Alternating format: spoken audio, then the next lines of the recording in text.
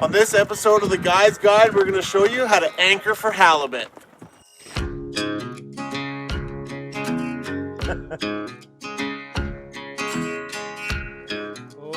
got a little blinky light for salt water.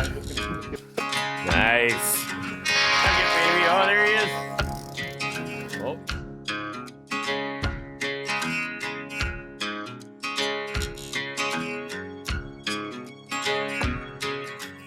For this adventure, James and I have returned to Port Eliza Lodge, one of Vancouver Island's best kept fishing secrets. Nestled on the rugged west coast, it's a full-service lodge offering comfortable accommodations, great meals, and professional fish processing. Whether you're fishing with one of their experienced guides or exploring these waters in your own boat, it's the perfect place to call home while you're chasing fish on this incredible coastline. Port Eliza Lodge can be reached from 3 coastal communities. From Gold River, it's about 45 nautical mile journey. From Tassus, approximately 25 nautical miles, and from Zabella's, just over 20. 3 unique routes, each winding through spectacular west coast scenery, all leading to one destination, Port Eliza Lodge. I'm Tyler. And I'm James. We're going to take you out with local guides to show you their tips and tricks, So that when you turn up here, you feel like you fished it your whole life. This is the Guide's Guide.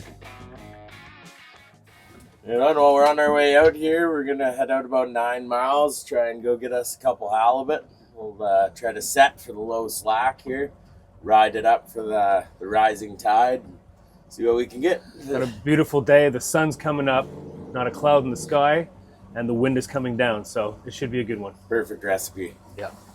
Well, the swell was coming in here yesterday, and it's not here no more, so Yeah, we'll see what the residual swell's like offshore, but we should be all right. I think, man, it's 3 guides, 1 boat. Oh yeah, come on. So we found an anchor right on our spot, didn't we, James? We did. There's a buoy here that somebody left right in the spot we want to halibut fish, so it's going to make life a little bit easier. We're just going to tie off to this buoy. A little bit of a rental hook. Yes. We don't know whose it is because there's no name or phone number on it, but we're going to tie off to it anyway. Saves us having to go through dropping the anchor. First, where I'm going to start before we even get into that, you notice that I have 2 anchors here. I got one out of my windlass, my pawl pin, and then I have one in a tote here. A mistake a lot of people make is they anchor off their windlass anchor. When you're in big seas or high winds, being anchored off the top of your bow can become very dangerous. It can cause a rollover kinds of situations.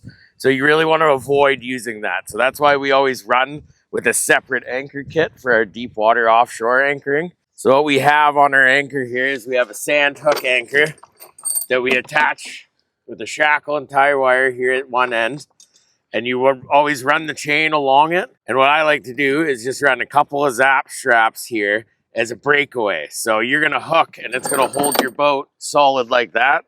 But if it gets caught under a rock or something, say, and you're not going to be able to get off, these will break and then you'll pull it up straight from the hook. From your anchor, you got 20, 30 feet of chain and then about 500 feet of rope. So you're looking for about a 3-to-1 scope. We always run it down off the edge of the boat here to the lower eye hook. So when you're in big weather, the boat isn't going to try to pull the nose under and roll. It's just going to be like you're driving the boat through the wind. This here is our ring. This is our retrieval system. So we have our Scotchman, short piece of rope up to a stainless steel ring. So after we throw the anchor, we set it. This will be floating off the bow. And when we go to leave, we're going to pull all the rope and the chain up through this loop, and it's going to float the anchor for us. So instead of having to haul 500 feet off the floor of the ocean, all you're doing is hauling in 500 feet of line, nice and coiled into your bucket. Figure out your drift first, which way you're going to drift. Have lots of room for where you're headed. When you're ready, make sure you slide your ring out. Gently throw your anchor over.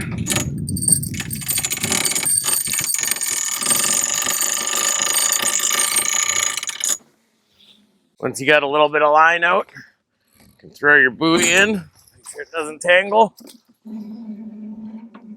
Now, because we're in a bit of a calm inlet, we're not going to have the tide and the wind to pull this rope tight and this anchor tight. Our good friend on the wheel here is going to put us in reverse and stretch this line out nice and taut for us. Even when it's windy, it's always good to, once you get your line out, give it a little shot in reverse just to set that hook into the sand. It never hurts. Usually you would tie or pull off of your bow cleat. What I'm gonna do just for this example is I'm just gonna loop it here, and you can do that. You can do this in calm conditions without having to worry too much. I'm gonna loop this around here, and then we're gonna get right back to you with how we're pulling it. Okay, we've got ourselves at about a 45-degree angle to the ball. We're now gonna pull the line with the boat. It's gonna come up through that ring, and we're gonna keep pulling it and keep pulling it until the anchor chain comes up through the ring below the ball and hangs down below that ring, and the anchor is hanging on the ring. And you can tell, we're gonna watch that ball, and as soon as it starts to go underwater and start to move side to side, that's when we know that the chain has come through the ball. It popped underwater. Brent is now gonna turn the boat around and aim it at the buoy. And you can see the line has gone slack, so there's no weight on that whatsoever. Turns the boat towards the ball, and he's going to go up to the bow of the boat and just slowly start to pull in that loose line. Big part about doing this is getting it ready for next time in a neat fashion. Because when you're dropping anchor offshore and you drop it and there's a tangle, it becomes a panic all of a sudden. So you always want to take care putting it back in the box. So once you pulled it, your anchor just floats like this. So you're no longer pulling weight off the bottom. All you're doing is pulling in your slack. The Guide's Guide is brought to you by Gone Fishing, Vancouver Island's fishing authority. Parksville Boathouse, boats, gear, ready to go. West Coast Fishing Tackle, the quality anglers deserve. North Arm Knives, built in BC, built to last. Blue Seas Fabrication, your sea deck specialists. Okay, There we go. the chances of this being here on his exact spot are like 1 in a gazillion. Yeah, I know. It's crazy. Hopefully it's got a good pick. We'll find out. All right, so we came out of Port Eliza there, Esperanza. Came out, what is this? What do you figure this is, about 9 miles, 7 miles? About seven miles out.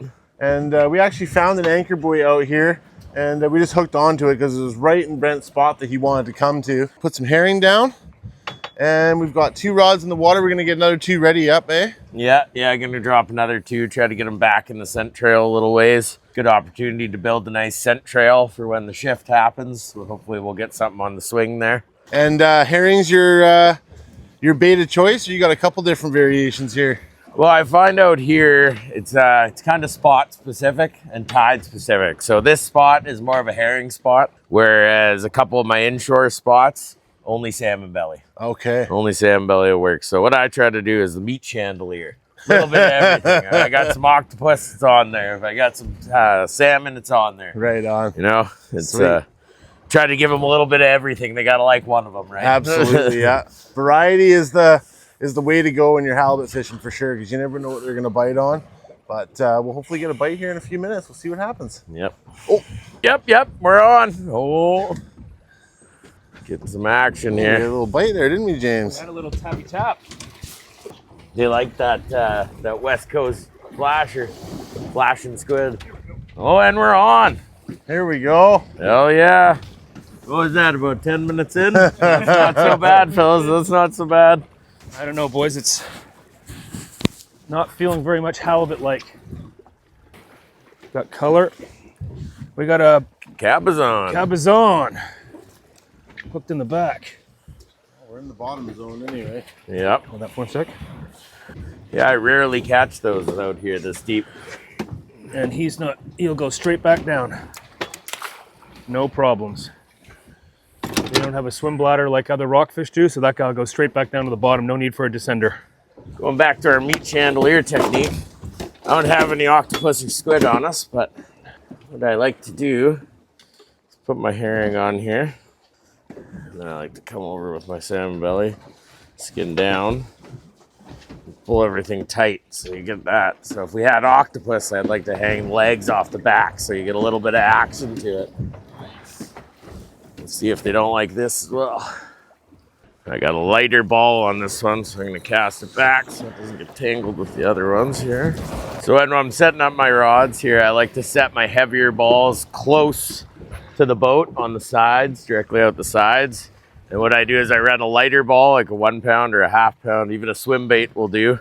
I run it out the back so it's swimming in the scent trail, because what you're trying to do is make a big scent trail of oil underwater. And the halibut will come for miles to follow it back until what they find first, your swim bait or your rear hooks. Almost always are the hooks that get hit first. Oh yeah, that's the one.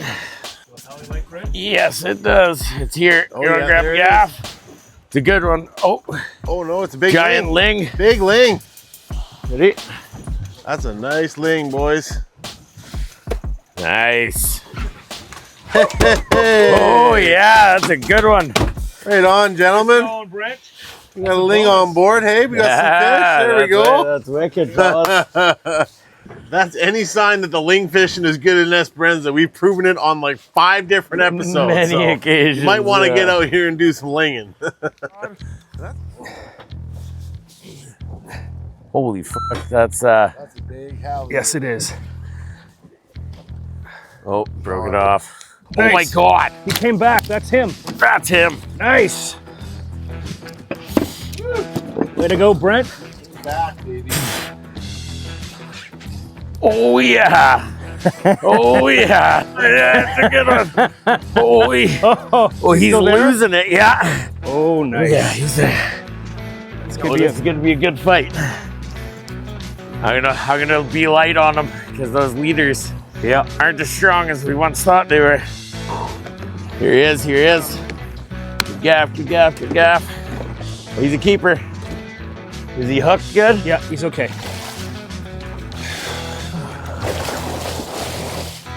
Get him wherever. Perfect. There we go. Just have to wait for his head to turn. Nice one, Brent. Ah, right on. Our patience paid off. He's still kicking. I don't think that was the big boy I was playing, but that's a nice halibut. No, but that's still a That's good a one. great halie. Yeah, and usually once you start getting halibut bites, you get one, then you get another, then you get another.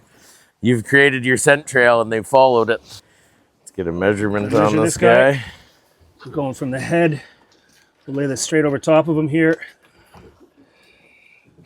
And we are right on 95, call it 96, 97 centimeters. Very good. Perfect. Way under the 112 limit. Fought like a big fish. Yeah, he was feisty there for a bit. Oh yeah, oh, he was trying to take the rod right out of my hands. You getting some nibbles on that I'm one? just gonna give him some line here. Oh, this is the trebles. It's not gonna nibble on this. There we go. Yeah, there we go. That's better. Oh, that's that one that you had before. Hope so. Stick this one over here then. Oh, that's the head shake of a halibut you want to see there. Whoo, baby. 6'6" Spartan. This thing's a beauty. If Cowboy's watching, I think we hooked this up in one of his setups. That is indeed Cowboy Brian setup. Cameron, the Cowboy. We got a halie in one of your setups here, buddy. Yeah. Thanks for the gear, my friend. This is what we were waiting for, guys. 45 minutes after the tide change, really, and probably a current change, and the second, literally within minutes of that happening, the fish started to hit. We got a Lingcod. Brent brought in a nice halie, and we got another one on here. Oh, I can see something. That's a halie. Oh, that's a good size halie right there. Step back. Oh yeah, he's not in there super good. No, it's not. Okay, we're gonna do a quick measure. Oh yeah, he's well under. Oh, I got him by my lip. Fuck. Oh. Take that sticker. Go. Take that sticker. Two-hander. Nope, I'm getting 1, 2, 3. Nice. Nice. That's a nice Two fish. perfect halibut. Our good buddy told us a trick that if you hit a halibut right there, they'll go down in one hit. So let's give it a go. Done. That Nice is and where you want clean. the You're not Halley, guys. swinging for the fences. There's the eye, 2 nostrils, just above, just hit the Right nostrils. there. Yeah, I got it. That's 96 plus 10 is 106. 106. Yeah. Beauty.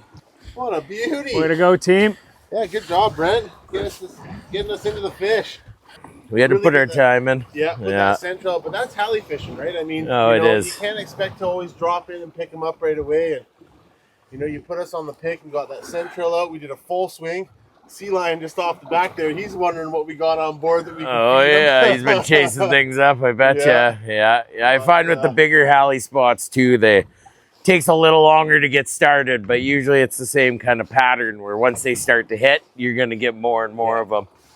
Open up the hold. See if these big Hallie will fit in there. Whoa. One. Whoa. There's 2. All right. There we go. Great morning on the pick with the anchor down. Had to wait for that tide change, waited about an hour and a half, and then those 2 beautiful halibut came in. We're using a 6'6" West Coast Fishing Tackle Spartan halibut rod designed specifically for this. And our buddy Brian Cameron, the cowboy who designs these, we got one of the halibut on this, and we got the other one on a 2-hook setup on a 1-pound ball. Both running herring. We tried herring and we tried salmon bellies. And it seemed like the herring paid off this morning. We're gonna go in, see if we can find some salmon. Great morning out here. Where do you put your balls? Wow. That's a little personal, I'm but not All right, guys, we've headed a little bit closer inshore to the 120 mark off of Low Rock.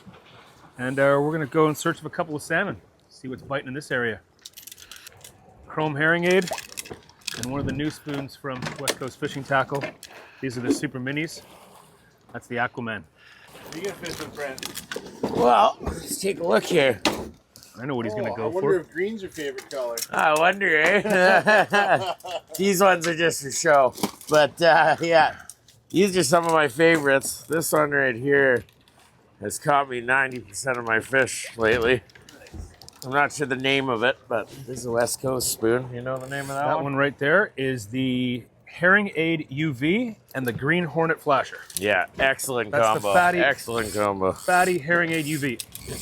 I'm not sure the name of this knot, but I like to tie this knot because you can leave it a little bit loose. And it lets your spoon give that little bit extra bit of flick until it hits, and then it'll cinch tight. So when I'm fishing in the mud, I like to drop it all the way down until we hit lightly. Always try to keep my thumb in the spool so you don't get backlash. And as soon as you hit bottom, come up about 10 feet. Then after about 5 minutes, once your gears come back with all the drag and the current, then I'll drop it back down, touch, and come back up 5 feet again. Because you end up coming 20 or 30 feet off the bottom with your drag. This is a great general spot to fish in Esperanza. Right off of Low Rock here in 120 to 130 feet.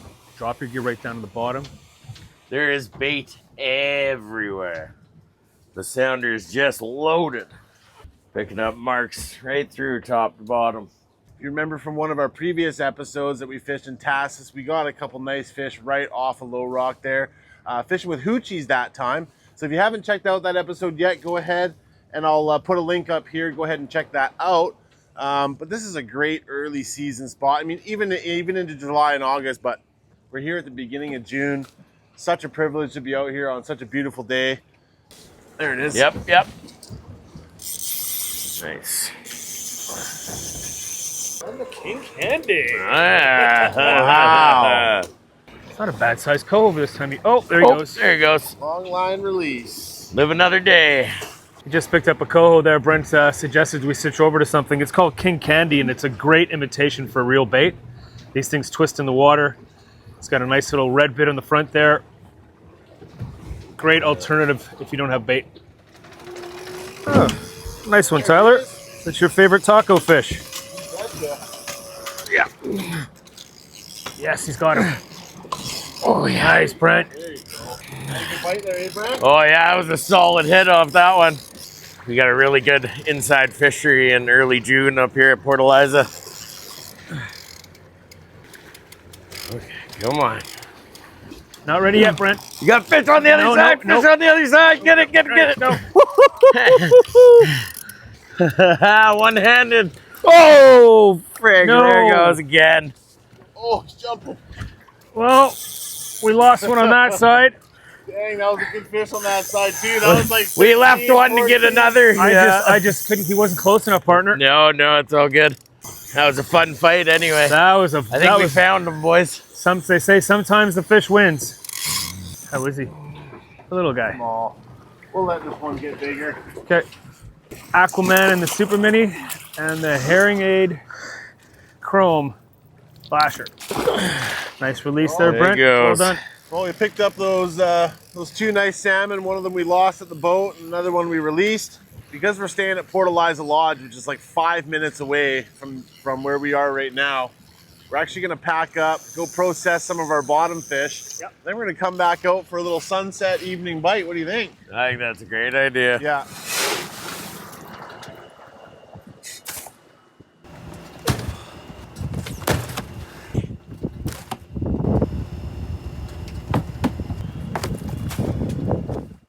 We're back at the cut station. We got this halibut here. We're gonna dismantle it in all its pieces. I'll break it down step for step, everybody.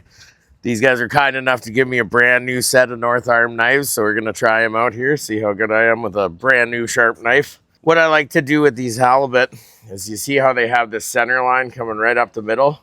You can follow that and cut it right down to the spine, pull all the way to the tail. I like a nice clean cut on the end, so I cut it like that, cut it right across. Now you can feel its belly right here where it stops. So you take your knife and you run down, and that makes your first section here. And the meat on the top runs almost to the head.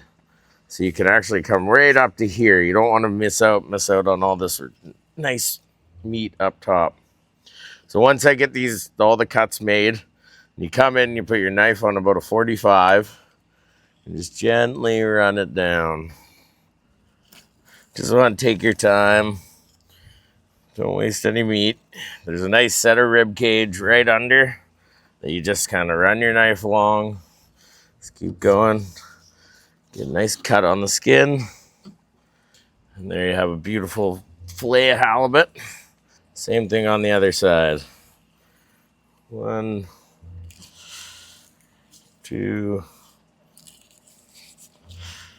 3. Cut it down. So on the cheeks, you can feel the bones come around right where my fingers are. You're gonna find the bottom of the bone. You go in on an angle, about a 45-degree angle. You're just gonna walk your knife around. Walk your knife around. There's gonna be a little bit in the middle always. Cut that out gently. You got a nice halibut cheek. Halibut cheeks fried in butter. Doesn't get much better. So flip her over. Same thing. Both sides have that nice line up the middle. Basically giving you instructions on where to cut her. You have your 4 beautiful pieces of halibut ready to go. So same thing as the other side. Got a nice cheek. The top side is always less of a cheek than the bottom side. Same idea.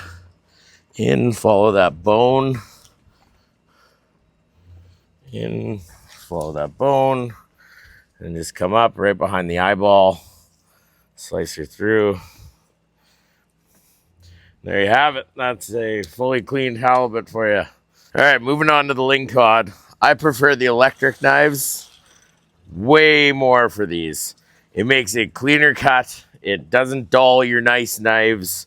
It's quick and easy. All you do, you're under the fin, down, and then back.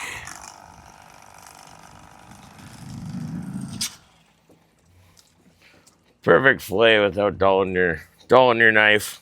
Lots of people like to eat halibut cheeks, and there's also some really nice cheeks in a lingcod.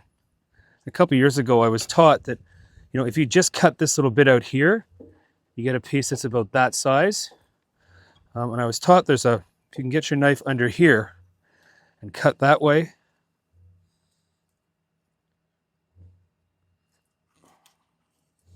Cut back around here. You can take this piece and fold it back like that. And now you have access to a massive amount of cheek. And you bring your knife down in here. I'll turn them around because I want to come out at the other angle.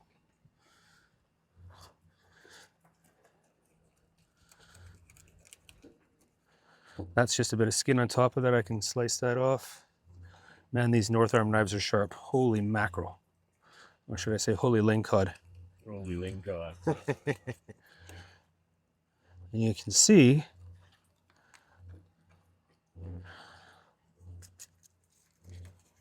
that there is a massive difference in the cheek that you can get out of there compared to not bending that back. A little bit of garlic and butter and Bob's your uncle. We are going to head out for the night bite. It is about 7 o'clock. Tide change was at 3 o'clock, and it's ebbing all the way until almost 9, 8 o'clock.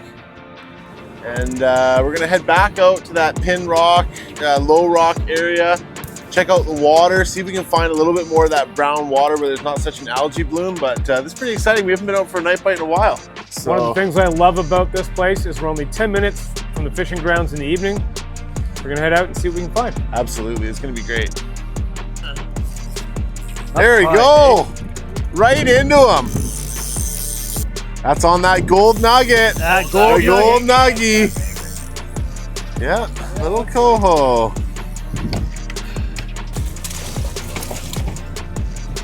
There he goes. Nice one, buddy.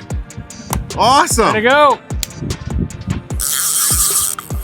I don't know. So? What do you think you got going on, Tyler? I'm not too sure, but I'd love it if it was a Chinook. That's for sure. That's definitely a spring. Yep. That worthy? Oh yeah. Oh, that's a net worthy one. Yeah, he's at least 10, if not more. Oh, that's not a bad one, actually.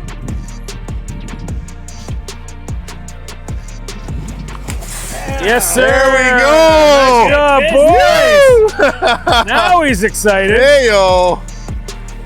Wow. Oh, yeah. Woo, That there is we a go. great fish. Oh, that's an excellent one. Look at this guy. Nice, Ty. What a beauty. Nice wild Chinook. What a beautiful fish. Evening bite. Those evening Hey. bites are the best. Something exciting about it, honestly. There really is. Thanks, Brent. My favorite time to be fishing. Absolutely. Well, let's put him out of his misery. Man, that was on that chrome herring aid, and I believe it was the Aquaman fatty spoon. Such a good combo with that silver back. Nice job, buddy. Let's get him. What an area you get to puff to and fish. Oh, it's beautiful. We're so lucky to be so close to the grounds. Like, not a lot of lodges get the chance to come out for the evening bite like we are now. Like, all day the water was murky. It was, a little hard to fish and stuff. But because we're so close, when the tide switched, we were able to come out and do this. And right off the bat, bang, bang, we hit into some really nice fish. So it's really a blessing to be this close to fishing grounds. It really is. And one of the wonderful things about it as well is you've got an inside fishery, protected fishery, or an offshore fishery. So if it's blowing one day, you just stay inside and hit fish on the inside. We're here during the first week of June. It's the 1st of June. Today we went out, we caught halibut, we caught lingcod. We're here for 15 minutes from the lodge. We picked up a salmon. Yeah, nice one. Yeah. I mean, it just doesn't get any better than this. No. And the other thing that Port Eliza has is a fly-in dock. So if you're coming into Nootka or you're somewhere in Vancouver Island and you want to charter a float plane and come into the lodge, they have full access for you guys to come in and fly in and spend a couple of beautiful days out on the water and enjoy some amazing food and some great company at the lodge. So The guided options, bring your own boat options. It's got it all. It's 15 minutes from the fishing grounds. You've got to check out Port Eliza Lodge. Their website is down below. Have a look. Give us your comments on the experience you had today. Let us know whether you liked what you saw. Did you learn anything about it or the things you'd like to add to it? We really like hearing from you. awesome. Well, thanks very much, Brent, for taking us. Yeah, thanks, guys. This was awesome. This was awesome so much. Thanks, guys. Thanks, guys.